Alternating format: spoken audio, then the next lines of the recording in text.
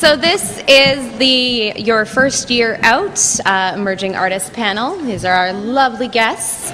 My name is Meredith Anderson. I used to be with the Dance Umbrella of Ontario and liked it here at On the Move so much that I came back.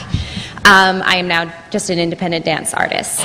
So to get started, I would like to ask the panel to state their name, if they're going to be, if they are affiliated with any company, and just a little short blurb about themselves. Very, very quick, going down the line. Starting with far end. Hello. So my name's Matt Sweet. Currently I'm an arts manager at the Dance Umbrella of Ontario, and I am also the production director at Typecast Dance Company. What are we doing? This is my first year out, or is this just who am I, what am I? This is just all right. So now that I'm up to speed, basically that's who I am, what I do. I'm overcommitted and overworked and underpaid, like you will all be, and welcome. Hi, I'm Pamela Rasbach, and I am the artistic director of Typecast Dance Company with Matt, and I have graduated from the National Ballet School here and Ryerson University's dance program, and I am currently at York University's MFA program, so I've been everywhere.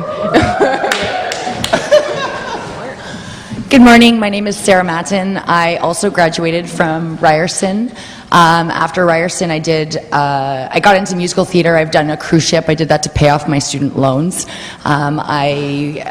I'm represented by DaCosta Talent, so that's how I get most of my work. They send me out and I audition, and when I'm not working, I teach and I serve and I take orders, and I will do whatever I can to pay my bills, which I do successfully. And I've also started a business. It's called Quick Ball Change, and it basically hires teachers for studios who need subs last minute. So when you're not working and you can't commit to a full year of teaching because you have contracts, then you just make money where you can. So. Cool. My name is Cara Spooner, and thank you. I went to York University. I graduated, I think this is my 5th year out of school, and I'm an independent dance artist and choreographer, and I do a bunch of different things.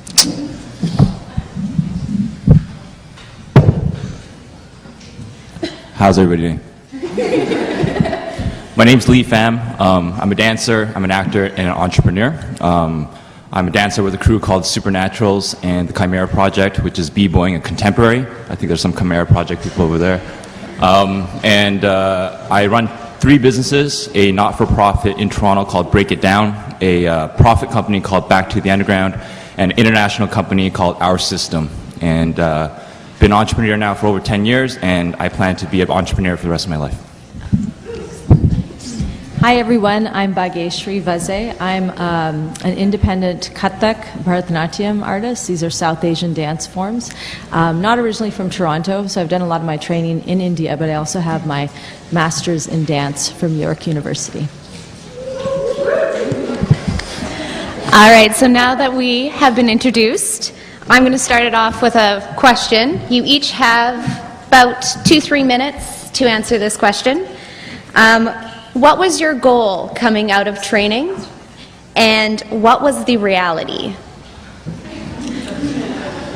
So, I'm going to bust out my timer here, and we'll start with Bageshree.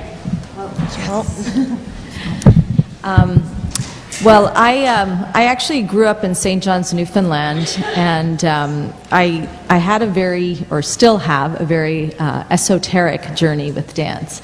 And with Indian classical dance, it's not, things have changed a lot in the last 10 years, but there was no real infrastructure in terms of training institutions or schools where you could get professional level training. So I did a lot of my training in India, and dance was not necessarily, my goal in the sense, or I didn't think I could make a career as a professional dancer, especially in an art form that is not mainstream.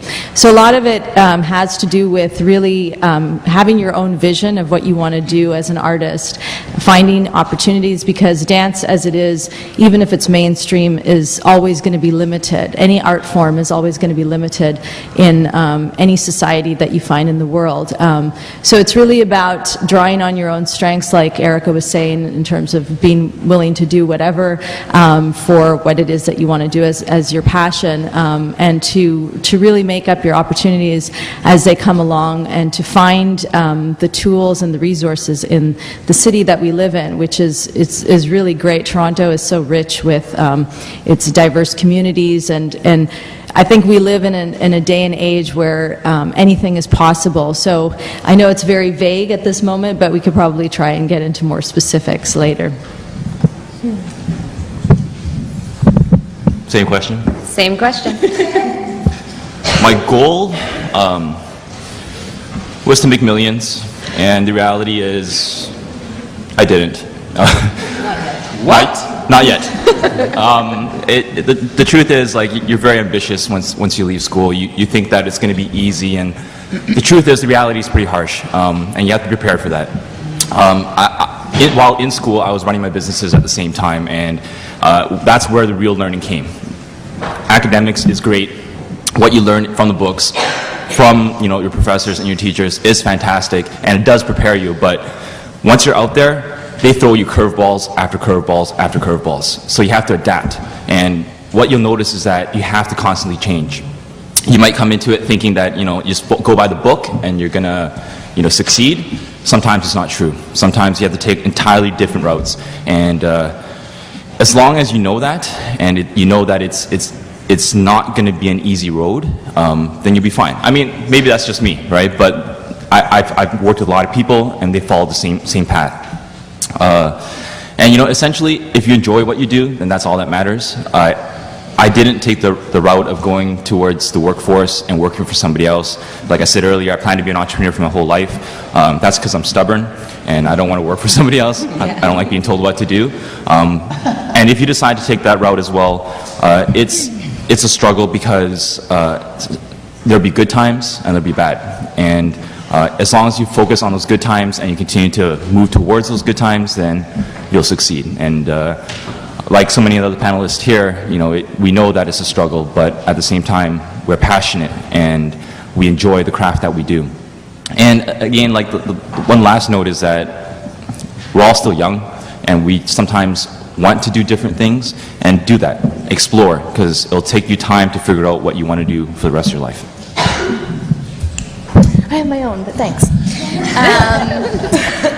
When I graduated I went to the York University dance program, and I knew going out that I wasn't going to be hired by a company, just because of the numbers, right? There are only kind of so many funding options available for a lot of companies, and so I just knew that if I wanted to dance and if I wanted to create choreography, that I would have to do it with myself. I wasn't going to wait around until some job came and plopped in my lap. There was just no way. So I had collaborators around me, friends of mine from school, people that I knew from other disciplines, and I just started doing it. And I had no idea what I was doing, and that was okay. And I self-produced shows. I took different workshops. I applied to everything. If there was an application that I saw online, I was like, yeah, why not? The worst that's going to happen is I'm going to get a rejection letter back, and I'm going to be in the exact same place that I was before. So I'm not losing anything. But, for the 10 applications that I put out, there'd be one yes.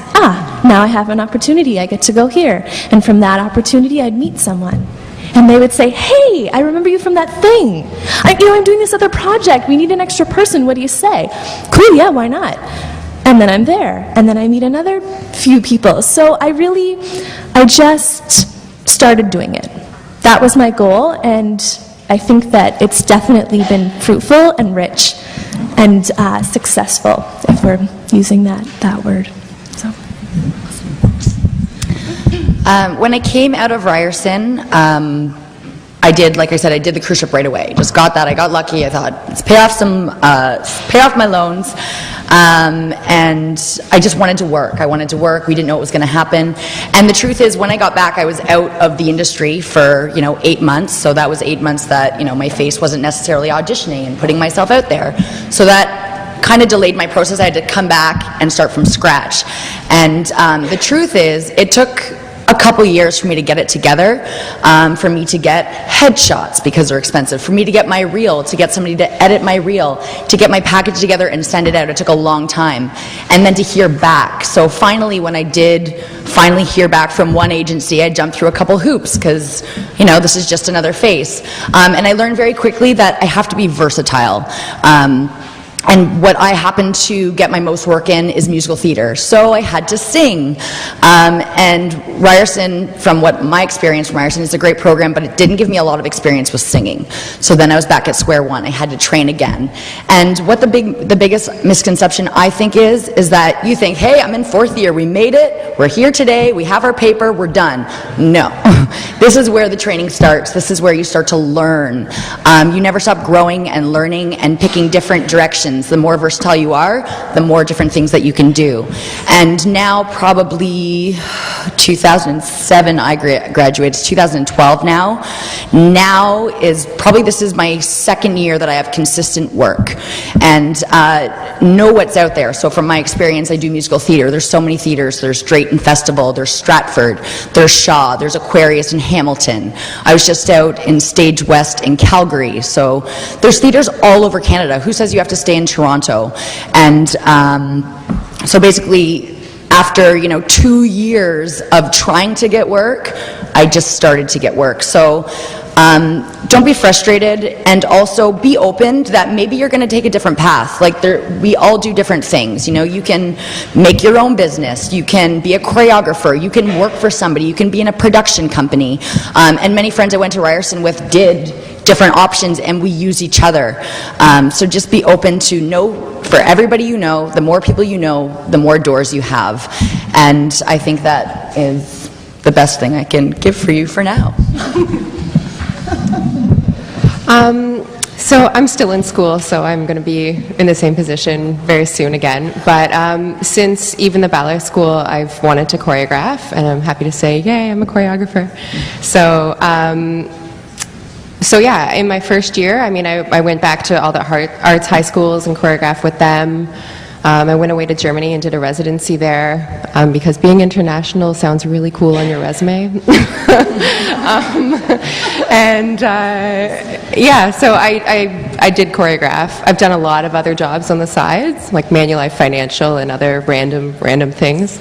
But I've always choreographed. So yeah, I stuck to it from school and then my year after. Yeah. Thank you, Pamela.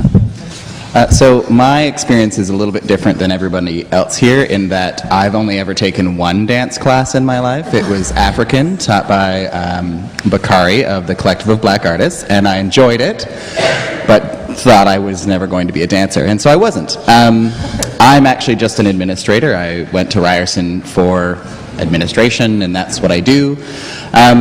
And so for me, when I left school and graduated, sort of the big goal was I want to be a general manager of a dance company, and I'm going to be badass at that. Mm-hmm. And then what happened is apparently nobody just wants to throw that job at a 19-year-old. What?